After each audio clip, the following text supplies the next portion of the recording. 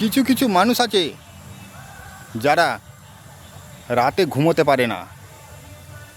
এরা বিছানায় শুয়ে থাকে কিন্তু ঘুম আসে না, কারণ তাদের মাথায় চলছে একটা জীবনের হিসাব। কি পেলাম, কি হারালাম, কোথায় ভুল করলাম, কাকেই বা বিশ্বাস করলাম, এইসব কথা ভাবতে ভাবতে মাথাটা ভারী হয়ে যায়।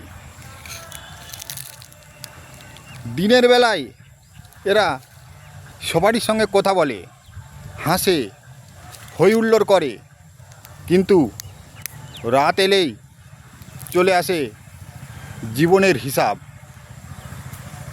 এরা কিন্তু অলস নয়, দুর্বলও নয়, এরা সব কিছু সয়ে যায় আর এভাবেই কেটে যায়